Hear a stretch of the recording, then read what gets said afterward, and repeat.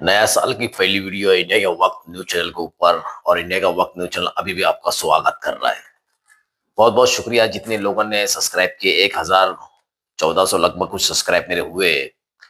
बहुत शुक्रिया आप लोगों का जो मेरे चैनल को आपने लेके चला। और नया साल में भी मुझे उम्मीद है कि ऐसे ही तुम लेके चलेंगे।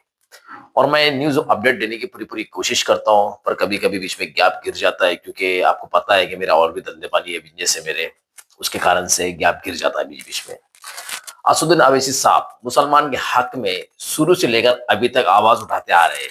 संभल मस्जिद के सामने पॉलिटिशियन बन रहा है। इसके बारे में अब जो भी अगर सेकुलर अगर जिस चीज बनती है, जैसे पॉलिटिशियन कोड या नगर पालिका महानगर पालिका, सेकुलर से उसके उद्घाटन होना चाहिए। जैसे कुरान खानी होती है और क्रिश्चियन लोगों का मोमबत्ती जलाई जाती है, ब्राह्मण लोग का प्रवचन वहां पे सुनाया जाता है। ऐसे कई धर्मों के लोग वहां पर आते हैं और पुलिस चौकी का उद्घाटन किया जाता है। पर संभल का जो पॉलिटिशियन जो बन रहा है, उस सेकुलर के हिसाब से उसका ओपनिंग और उद्घाटन हुआ नहीं है, ऐसा कहना है असदुद्दीन अवैसी साहब का। आइए पूरी बातें सुनते हैं, क्या कहना चाहते हैं वो और क्या उनका मकसद है कहने का। ये सारे बातें सुनने की कोशिश करते हैं।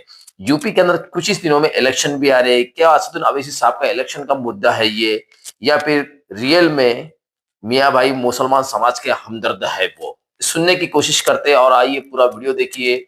अगर ये वीडियो अच्छी लगती है तो चैनल को सब्सक्राइब लाइक शेयर जरूर कीजिए। जय हिंद। सर, संभल में आज समाजवादी पार्टी का डेलीगेशन जा रहा है और साथ में एक और उससे जुड़ा मसला है कि मस्जिद के सामने पुलिस चौकी बन रही है, क्या कह रहे हैं? देखिए, इस बारे में एक बहुत बड़े MIT के स्कॉलर हैं, पॉल नोवासाड डॉर्टमouth कॉलेज का उन्होंने स्टडी की थी, जिसमें उन्हें ये बताया कि जहां जहां अल्पसंख्यक समाज के मुसलमान रहते हैं वहां पर सरकार की तरफ से कोई पब्लिक सर्विसेज की सुविधा उनको नहीं दी जाती है। और ये बिल्कुल सच्चाई पर मुबन्नी है, इसमें कोई इनकार नहीं कर सकता।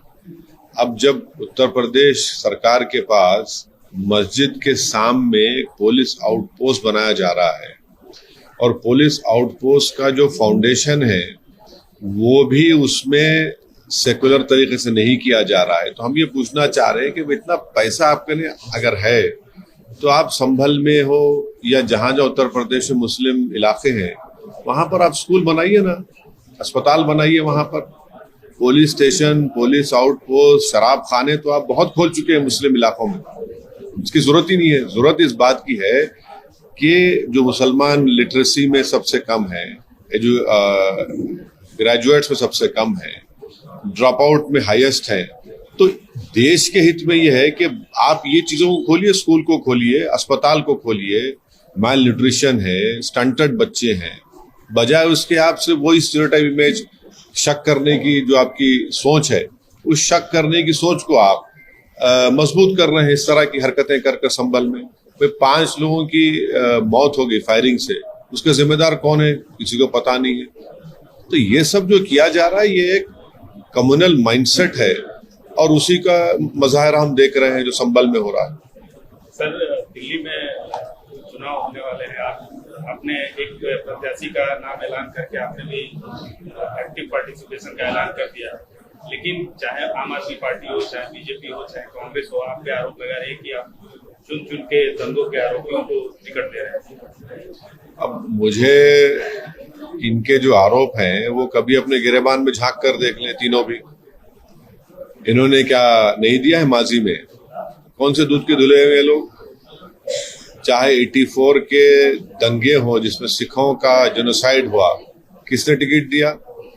या फिर आप देख लीजिए जिसके ऊपर UAP और बॉम्ब ब्लास्ट का केस था, किसने टिकट दिया?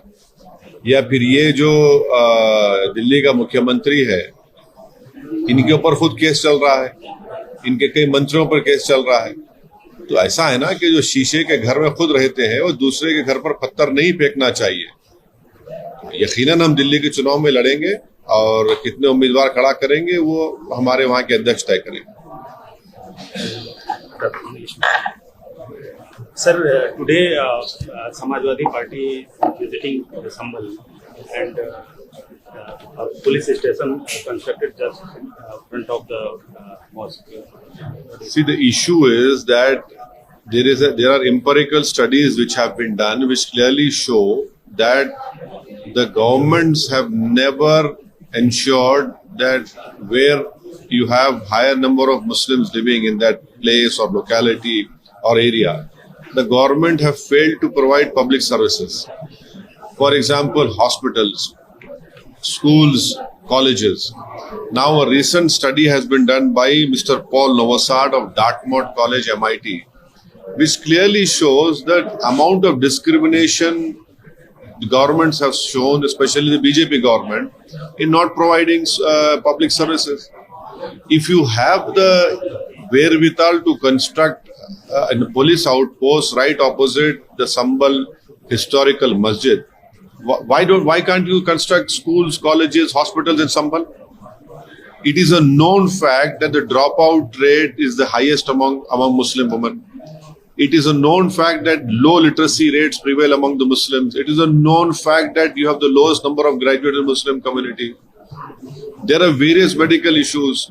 So why isn't the BJP government of Uttar Pradesh interested in solving these problems so that what they claim that they want a Vikshit Bharat, okay, if you want a Vikshit Bharat, why don't you provide all these services?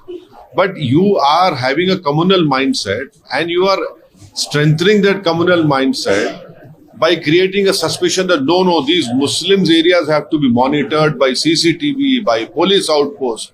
But what about the killings of those 5 innocent Muslims? Who's responsible for that? So this creation of police outposts is nothing but strengthening suspicion among the Muslims, creating an hate atmosphere of Muslims. That is what, unfortunately, the Uttar Pradesh BJP government is doing, which I condemn it. Sir, what's your comment regarding the Samajwadi Party delegation visiting there today?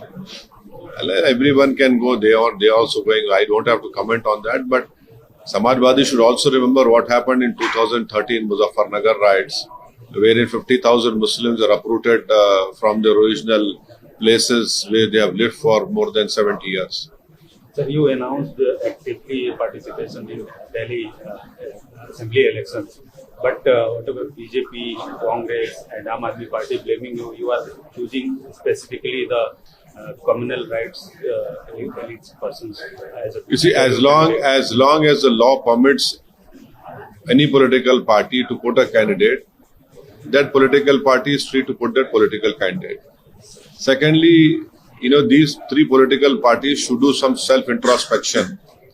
Who gave candidates, who made people candidates who were involved in 84 Sikh riots? Who had made them members of parliament who were facing grave bomb UAPA charges of Malegaon? Which party was responsible for that? And secondly, the present Chief Minister of Delhi, he himself is facing cases. His colleagues are facing criminal cases. Some are behind the prison. So when you point a finger at someone, the other 4 fingers are pointing towards all these 3 political parties. So they should in fact do their some self-introspection before opening their mouths and talking so loosely about MIM party. But yes, we will definitely contest in Delhi elections. We have announced a candidate. And how many candidates we are going to contest, this will be decided by our Delhi President, Mr. Shoaib Jamai. Sir, what's your view regarding the Chennai Anna University? It is an unfortunate incident, and I hope that justice will be done and the perpetrators will be taken to task. The full force of the law will be imposed on them.